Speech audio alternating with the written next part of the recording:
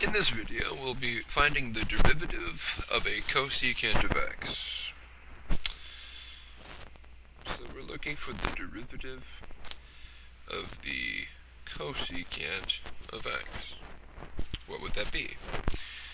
Well, the derivative of the cosecant of x, of course, must be the derivative of 1 over the sine of x. How will we find the derivative of 1 over the sine of x? Well, let's use the quotient rule.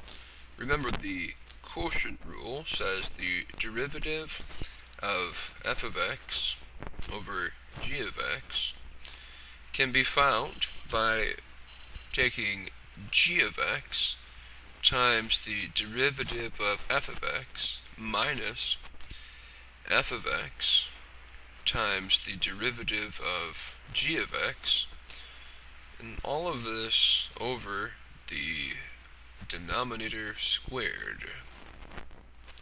This is the quotient rule. Let's apply the quotient rule to find the derivative of 1 over the sine of x, which will tell us the derivative of the cosecant of x.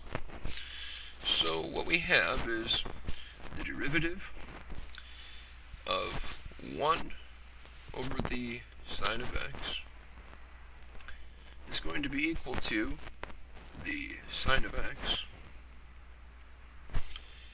times the derivative of the numerator. The numerator is 1, which is a constant, and the derivative of a constant is 0 minus 1 times the derivative of the denominator. The derivative of the denominator is the derivative of the sine of x. The derivative of the sine of x is the cosine of x.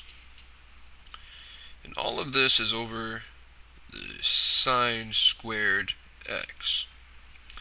You should recognize the quotient rule here has been used here.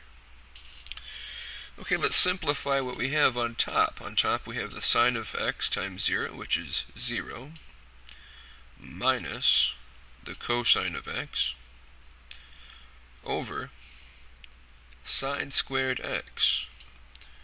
So on top we have a negative cosine of x over a sine squared x, which we can split into